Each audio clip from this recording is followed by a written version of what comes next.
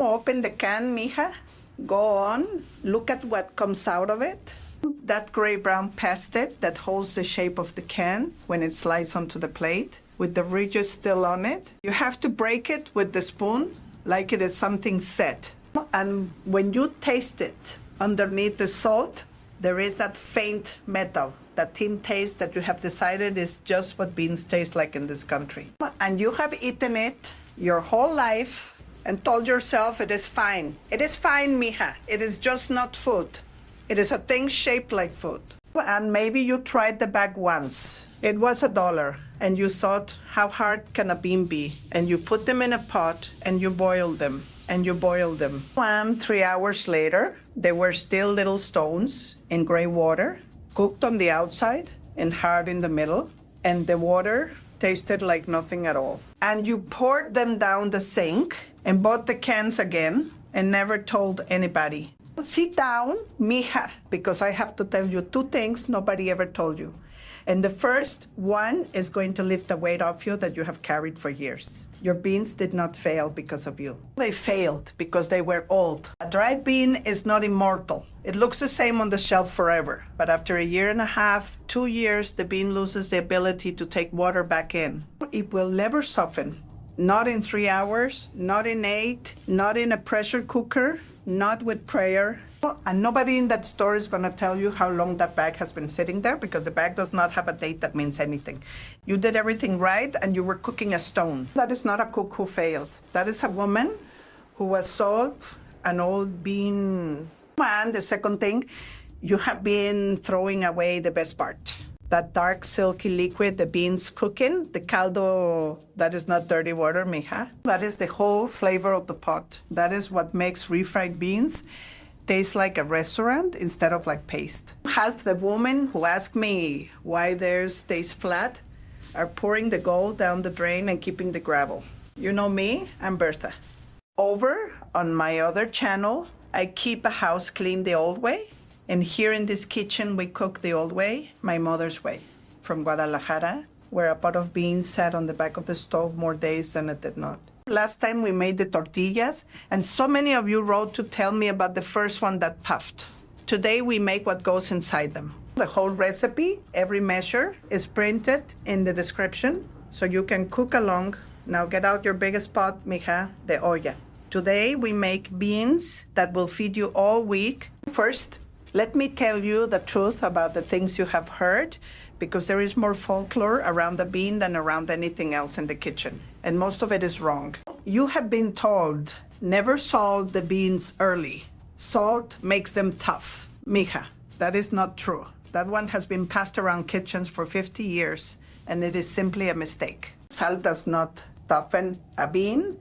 If anything, it helps the skin soften, and it seasons the bean all the way through instead of leaving you with a bland inside and a salty outside. What does stop a bean from softening is acid. Tomato, vinegar, lime, put those in early and the skins will fight you all afternoon.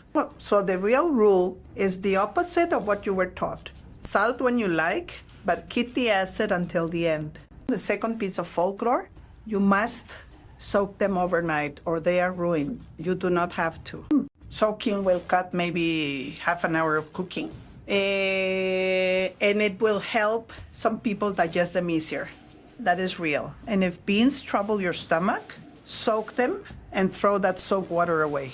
But understand the trade. Some of the flavor and the color leaves in that water too. My mother did not soak. She put them on in the morning and let time do the work. And time is the ingredient nobody wants to pay anymore. And here is the mechanism under all of it, so you understand what you're doing. A dry bean is a seed that has been dehydrated. Cooking, it is just convincing it to drink water back in, slowly, all the way to the center, while the starch inside turns creamy. Slow and gentle wins that argument. A hard rolling boil does the opposite. It slams the beans against each other, tears the skins off, and the outsides blow apart while the middles are still hard. That is why your beans were mash and stones at the same time. It was never the bean, it was the fire.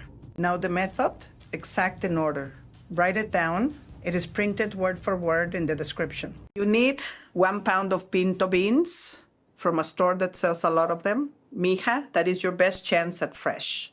10 cups of water, half a white onion, left in one piece, 4 cloves of garlic, peeled, whole, 2 tablespoons of manteca, lard, or oil. And I will tell you honestly that the lard is the difference between good and unforgettable. 1 tablespoon of salt, and a sprig of epazote, if you can find it, which is the old herb our grandmothers put in the pot, both for the flavor and, let us be honest with each other, for the gas. Step 1, and do not skip this because I have chipped a tooth for you already. Pour the dry beans out onto a tray or the counter and sort them with your hand. You are looking for the little stone. Every bag has 1 mija. They come off the ground and they're the same color as the dirt. And one day one of them finds your molar. Push aside the broken ones, the shriveled ones, the one that looks like a pebble, because it is a pebble. Then rinse them in cold water until it runs clear. Step 2, into your biggest pot. The beans, the 10 cups of water, the half onion, the garlic, and the fat. Not the salt yet, not because of the folklore, but because we will taste and adjust once the liquid has cooked down and we know what we have. Bring it up to a boil and let it boil for about 5 minutes. Step 3, the law of the pot. Turn it down to the lowest simmer you can hold, where the water is barely moving and 1 lazy bubble comes up every second or 2. Lid on but tilted a finger's gap so it does not boil over. And now it is time, not skill. 1 hour and a half, 2 hours, sometimes 2.5 for a bean that has been sitting a while. Check the water every half hour, and if it drops below the beans, add hot water from the kettle, never cold. Cold water shocks them and they go tough on you at the last minute. Step 4. Around the hour mark, when a bean squashes soft against the roof of your mouth but is not quite there yet, put in your tablespoon of salt and stir it gently through. Now the salt has time to travel into the bean instead of sitting on it. If you have epazote, in it goes now too.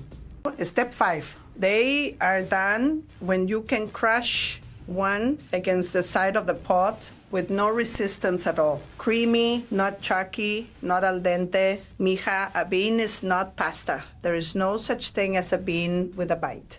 Pasta de broth. It should taste like something you would drink from a cup, a little rich, a little sweet from the onion. If it is flat, more salt, a little at a time. That is frijoles de la olla, and if you eat nothing but a bowl of these with a warm tortilla and a spoonful of salsa, you have eaten better than most people ate in this country today. And now, the refritos. This is where most people go wrong and where the whole restaurant's secret lies. So listen, you do not fry the beans. You fry the fat and let the beans fall into it. Put 3 tablespoons of manteca into a wide pan on medium heat. And yes, more fat than you think. This is not the place to be shy. It is what carries the flavor, and it is what makes the texture silky instead of pasty. When it shimmers, add half an onion, chopped fine, and cook it soft and golden. Now, with a slotted spoon, lift the beans out of the pot and into that fat. Beans first, broth after, and let them sizzle for a minute before you touch them. Then mash. A potato masher, a bean masher, the back of a big spoon, whatever your mother used. And here is the whole secret of the texture, mija. You control it with the bean broth, ladle by ladle, not water. Never water. Water dilutes the caldo concentres. Add a ladle, mash, let it bubble and tighten, taste, add another. And know that there are 3 different beans hiding in that pan, depending on when you stop. Stop early, loose and saucy, when it still moves like a thick soup. That is the bowl of beans that goes next to your rice on a plate at dinner. Cook it a little longer until it holds a soft line when you drag the spoon through it. That is the spreading bean for the torta, for the burrito, for the molletes. And keep going, patiently stirring until it pulls away from the pan in one piece. And you can practically flip it like an omelet. That is the thick bean for tostadas and for sopes, the one that sits on top and does not run off the edge. Same pot of beans, 3 different foods, and all you changed was how long you stood there. Now, the honest words. If your beans are still hard after 3 hours, stop cooking and stop blaming yourself. They were old and no amount of fire will fix that. Throw them out, buy a new bag somewhere busier, and know it was not you. If you live somewhere high in the mountains, everything takes longer and there is nothing wrong with your pot. If your beans went mushy and broken, your fire was too high. Lower next time. If they taste flat, it is salt, almost always salt, and you were being timid. And the bottom of the pot, if the beans stick and scorch, the flame was too high or the water got too low.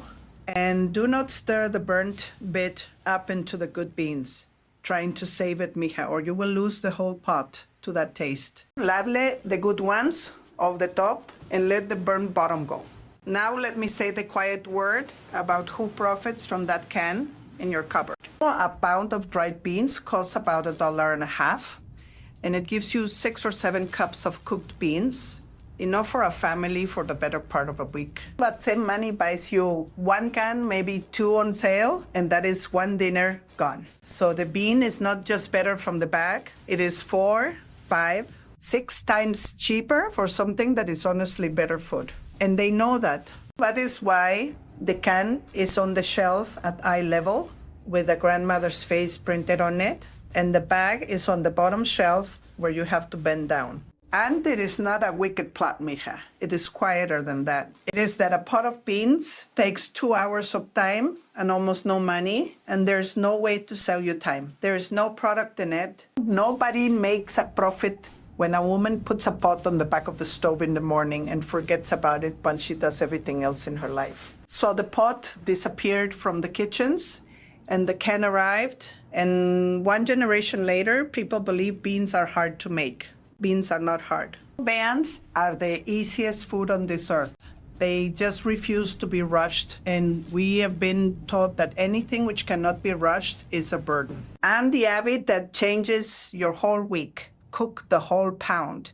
Never have. What you do not eat, you freeze. In portions with their broth, because the broth is what brings them back to life. A bag of frozen beans in the freezer means that on the worst Tuesday of your life, when you have nothing and no strength, you are still 20 minutes from a real dinner. That is not a recipe, mija. That is insurance. So here is what I would ask of you. Buy the bag this week, sort them at the table like my mother made me do, put them on low, and go live your day. And then come back and tell me in the comments whether the caldo tasted like something you would drink. And be honest with me about how many years you have been eating from the can, because I promise you are not the only one. And this comment section is where we all put it down.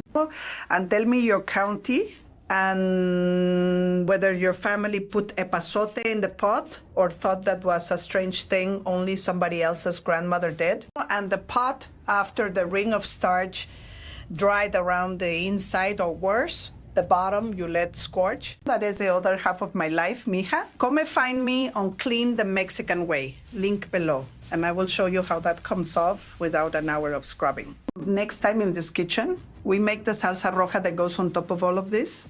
The real one, the one you char in a dry pan until the tomatoes go black in places, that tastes nothing like the jar. Bring your molcajete if your mother left you. 1, but today, you start with the bag you were afraid of. You sort out the stone. You give it fat and onion and garlic and the lowest fire in the house. You salt it like a woman who is not afraid of salt. You keep the caldo like it is gold, because it is. And you stand over the pan with a measure and a ladle and decide for yourself which of the 3 beans you want tonight. The women who fed their families with their own 2 hands knew that the cheapest thing in the kitchen, given nothing but time, becomes the best thing on the table. And that, mija, is a thing we are only just starting to remember.